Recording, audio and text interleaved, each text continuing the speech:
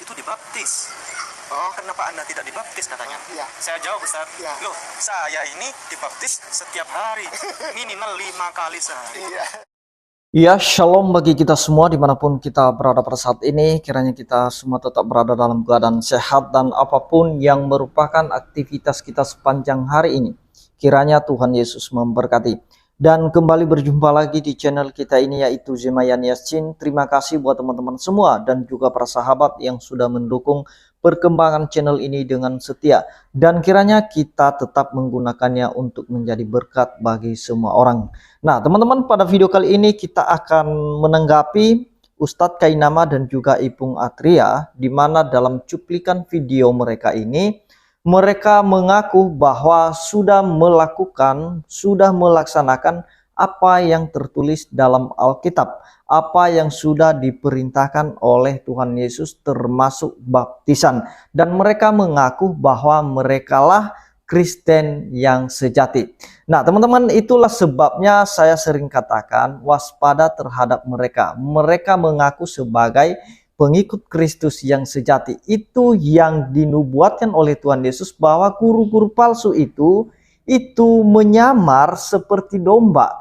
Mereka menyamar seperti Kristen. Mereka menyamar seperti pengikut Kristus. Oleh karena itu, mari kita simak saja videonya yang berikut ini. Baik, sehingga memicu ada orang berkomentar kepada saya. Iya. Loh, Yesus itu dibaptis. Oh, kenapa Anda tidak dibaptis katanya? Iya. Saya jawab, Ustaz, Iya. loh, saya ini dibaptis setiap hari, minimal 5 kali sehari. Iya. Minimal 5 kali sehari. Iya. Iya. Itu baptis yang rutin, Ustaz. Iya, betul. Belum lagi baptis yang sunnah. Iya, betul. Bersama dua para tuan guru, Iya. kami persilakan. Syukran kasiran. Bismillahirrahmanirrahim. Banyak sekali memang ketika berhadapan dengan saudara Kristen, mereka bilang, kamu ikutin semua. Tidak, bohong. Kenapa? Kamu tidak dibaptis. Karena yang utamanya itu dibaptis. Begini, Ustaz boleh minta tolong internet? Boleh. Google kosong. Ya. Strong Concordance Ya. G971. Strong Concordance G971. Enter. 9 berapa? Oh, 907. 907. G-nya jangan lupa ya, karena itu klik 907. Jadi, Strong Concordance G907. 907. Ya. Ini Ustaz. Ya. Baptizo. Iya. Oke, sudah? Letter ya? Oke, pemirsa silakan diikuti caranya bagaimana ya baptiso. Ini. Kemudian Ustaz, Ya, geser ke bawah, Ustaz. Nanti ada strong definition. Strong info-nya diklik. Strong info, klik ya. Strong definition. Ya. Itu di bahasa Indonesia kan coba. oh ya, saya copy paste ya. Iya. Oh, nggih. Ini di anu? Di blog. Ya, ini untuk bisa Sampai mana? pemirsa Saya mana? ikutin, Ini ya. Ya. Mana Ya, itu Iya. salin. Pemirsa ikutin ya. Kita masuk ke ini. Google Translate. Iya. Baptizo dari turunan G911 Ya. untuk membenamkan, menenggelamkan, Ya. untuk membuat nih well made, Ya. yaitu benar-benar basah. Hanya. Hanya digunakan digunakan ya dalam perjanjian baru untuk upacara wudhu, terutama secara teknis tata cara baptisan Kristen, baptis basuh. Nah, ya, jadi yang namanya baptiso itu dipakai ketika ada orang Kristen bilang di selam, dipercik, itu hanya pada perjanjian baru. Arti sesungguhnya adalah wudhu. Itu yang Tulisannya wudhu ini. iya. Memang ditulisnya wudhu, jadi bukan mengada-ada. Oke, baik, selesai itu ya. Lalu berikutnya, Ustadz Ipung menyampaikan bahwa kita adalah pengikut Kristus yang sejati. Sejatinya memang demikian. Jika engkau menyatakan dirimu sebagai seorang yang mencintai Yesus, lalu mengasihi Dia dan menjadi Kristianos, Kisah Para Rasul 11:26 yang Ustadz Aziz selalu ulang itu, mengingatkan. Kisah Para Rasul 11:26 itu, Kristianos itu artinya pengikut Kristus. Jadi itu dia videonya teman-teman. Kita sudah mendengarkan apa yang telah mereka sampaikan. Mereka mengatakan bahwa kami sudah melakukan apa yang tertulis dalam kitab suci, itu terutama dalam hukum Taurat seperti sunat dan lain sebagainya. Mereka mengatakan bahwa kami sudah melakukannya. Orang Kristen tidak melakukannya, dan juga termasuk kerudung atau hijab. Nah teman-teman, saya mau katakan bahwa apa yang tertulis dalam hukum Taurat itu berlaku sampai sekarang sebagai cerminan bagi orang Kristen, karena hukum Taurat tidak sanggup menyelamatkan hidup kita sebagai orang percaya, sebagai pengikut Kristus. Itulah sebabnya kita butuh Yesus Kristus. Sama halnya seperti Cornelius, yang dimana dia seorang yang taat, dia rajin beribadah, dia rajin memberikan sedekah, dia rajin melakukan hal-hal yang baik, bahkan bisa dia rajin melakukan hukum Taurat. Tetapi dia masih membutuhkan Yesus yang menyelamatkan jiwanya. Nah, ini yang mau saya sampaikan teman-teman. Kalau Ipung Atria dan Ustadz Kainama mempercayai Yesus yang tidak pernah mati, Yesus yang tidak pernah bangkit, itu adalah Yesus palsu yang mereka percayai. Karena Yesus yang sejati adalah Yesus yang pernah datang ke dunia ini, pernah mati, dan pernah bangkit dari antara orang mati. Itulah Yesus yang sejati, dan itulah Injil yang sejati. Nah, kalau mereka mengatakan bahwa kami adalah orang-orang yang mengikut Kristus yang sejati, maka seharusnya mereka melakukan apa yang Tuhan Yesus perintahkan. Seperti amanat agung, harus menjadikan semua bangsa murid Yesus dan memberitakan nama Yesus, memberitakan apa yang Tuhan Yesus kerjakan, baik itu kematiannya di atas kayu salib maupun kebangkitannya. Harusnya Ustadz Kainama dan Ipung Atria harus memberitakan kematian dan kebangkitan Yesus kalau misalnya mereka mengaku sebagai pengikut Kristus yang sejati. Tetapi kalau mereka tidak memberitakan kematian dan kebangkitan Yesus, maka mereka adalah pengikut-pengikut Yesus yang palsu. Karena Yesus yang sejati mati dan bangkit dari antara orang mati. Dan terkait dengan baptisan teman-teman ya, seperti yang dikatakan, yang disampaikan oleh Ustadz Ipung Atria, bahwa kami ini bukan hanya sekali saja dibaptis. Kalau orang Kristen itu hanya sekali dibaptis seumur hidupnya. Kalau kami lebih dari itu, kami ini dibaptis minimal 5 kali sehari. Nah, ini yang mau saya sampaikan kepada teman-teman semua. Kalau ada orang yang melaksanakan baptisan 5 kali dalam sehari, itu baptisan palsu yang tidak pernah diajarkan oleh Tuhan Yesus dan juga para nabi dalam Alkitab, termasuk Nabi Musa. Dia tidak pernah mengajarkan yang namanya baptisan 5 kali dilakukan dalam sehari. Jadi kalau ada orang yang mengatakan kami mengikuti baptisan Yesus, Yesus tidak pernah dibaptis 5 kali dalam sehari. Yesus itu selama hidupnya dia dibaptis hanya sekali. Kalau Ipung Atria dibaptis 5 kali dalam sehari, itu adalah baptisan palsu yang tidak pernah diajarkan oleh Tuhan Yesus.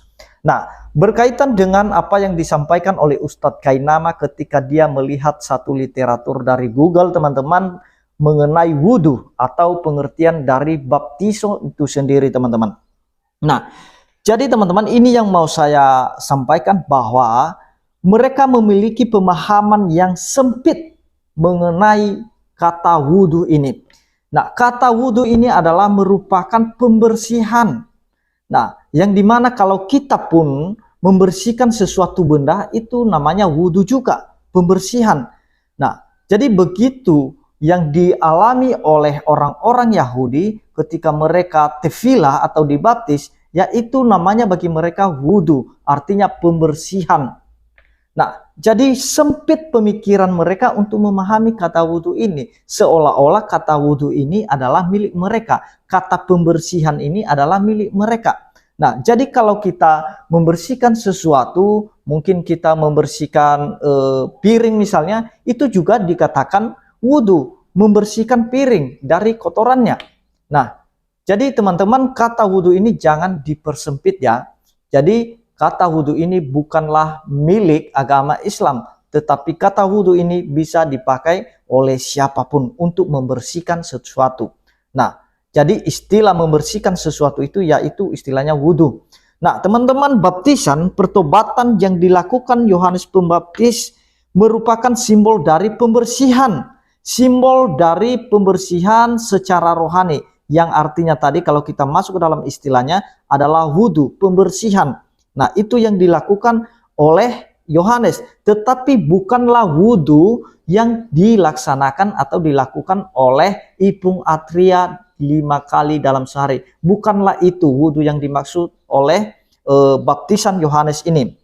Nah, jadi itu merupakan pembersihan rohani. Kemudian baptisan Kristen adalah kesaksian dari apa yang terjadi di dalam kehidupan orang percaya.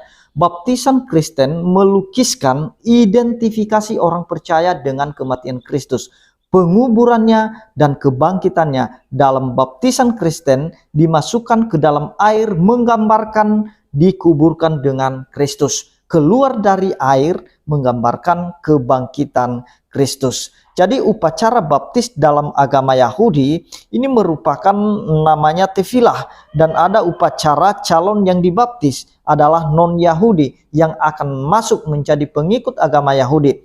Kalangan non-Yahudi yang dibaptis itu dinamakan atau disebut sebagai kalangan proselit. Menurut Talmud dan sudut pandang Parisi Palestina, di samping harus dibenamkan ke dalam air, yang artinya dibaptis, dibenamkan, ditenggelamkan ke dalam air sampai basah semua. Nah, itu merupakan kalangan proselit. Itu harus disunat dan mempersembahkan korban. Ada 2 jenis proselit, yaitu ger toshaf, proselit yang bertempat tinggal di Israel, atau ger sya'ar, proselit pintu gerbang. Dan yang kedua, ger sedek. Nah, ger haberit, proselit perjanjian. Nah, teman-teman, yang artinya bahwa ada tradisi-tradisi Yahudi yang mereka lakukan dalam baptisan atau tefilah mereka. Tetapi maknanya bukanlah makna untuk mengidentifikasi diri sebagai orang yang mengikut Kristus, yang dimana ikut dalam kematian dan kebangkitan Yesus Kristus. Maka kalau kita melihat makna baptisan sesungguhnya di dalam kitab Roma, teman-teman, saya mau bacakan kepada kita supaya kita mengerti bahwa makna baptisan itu artinya kita sudah percaya kematian dan kebangkitan Yesus. Tetapi kalau Ipung Atria dibaptis atau dia dibaptis 5 kali dalam sehari namun dia tidak percaya kebangkitan dan kematian Yesus, itu sama halnya itu bukan baptisan, tetapi dia hanya sekedar membersihkan saja atau menyuci tangan, menyuci mukanya tanpa ada maknanya. Nah, tanpa ada identifikasi diri sebagai orang yang percaya kepada kematian dan kebangkitan Tuhan Yesus Kristus. Nah, kita akan membaca Roma 6 ayat 3 sampai 4. Di situ dikatakan, atau tidak tahukah kamu bahwa kita semua yang telah dibaptis dalam Kristus telah dibaptis dalam kematiannya. Nah, perhatikan, telah dibaptis dalam kematiannya. Dengan demikian kita telah dikuburkan bersama-sama dengan dia oleh baptisan dalam kematiannya. Nah, teman-teman, yang mau saya jelaskan maknanya, ketika orang masuk ke dalam air, dibenamkan dalam air, itu menggambarkan bahwa dia sudah ikut dalam kematian Kristus. Kematian Kristus karena dosa-dosanya. Nah, jadi perhatikan maknanya ya. Dan kemudian, supaya sama seperti Kristus telah dibangkitkan dari antara orang mati oleh kemuliaan Bapa, demikian juga kita akan hidup dalam hidup yang baru. Nah, yang artinya teman-teman, ketika orang masuk dalam air itu menggambarkan bahwa dia sudah ikut dalam kematian Kristus karena dosa-dosanya, dan ketika dia naik dari air itu menggambarkan bahwa dia sudah ikut dalam kebangkitan Kristus dan dia disebut sebagai orang yang lahir baru atau hidup baru. Jadi tentu saja makna baptisan yang dimengerti oleh Ipung Atria ini itu bukanlah makna baptisan yang dimaksud di dalam Roma 6 ayat 3 sampai 4, karena mereka tidak percaya kematian dan kebangkitan Yesus. Apalagi dibaptis 5 kali dalam sehari, itu tidak pernah diajarkan oleh Tuhan Yesus. Dan itulah baptis palsu, saya katakan. Karena baptis asli adalah dilaksanakan sekali seumur hidup. Kenapa? Karena Yesus mati sekali bagi kita untuk selama-lamanya. Nah, jadi itu yang perlu kita pahami, dan juga ketika mereka mengakui bahwa mereka lah yang menjadi pengikut Kristus yang sejati sesuai dengan kisah para rasul, mereka disebut sebagai Kristianos. Ya, bagi saya tidak masalah, mau mengaku apapun itu hak kamu, tetapi yang jelas kita akan mengenal seseorang itu dari buahnya, apakah mereka benar-benar pengikut Kristus yang sejati atau bukan. Kalau kalian atau Ustadz Kainama Ipung Atria ini mengaku bahwa mereka lah pengikut Kristus yang sejati, maka mereka harus memberitakan kematian dan kebangkitan Yesus. Kalau tidak, mereka adalah guru-guru palsu dan mereka adalah nabi-nabi palsu yang menyamar seperti orang Kristen atau yang menyamar seperti domba. Kata Tuhan Yesus, kamu harus mengenal mereka dari buahnya. Tetapi dari buahnya kita sudah lihat merekalah penghujat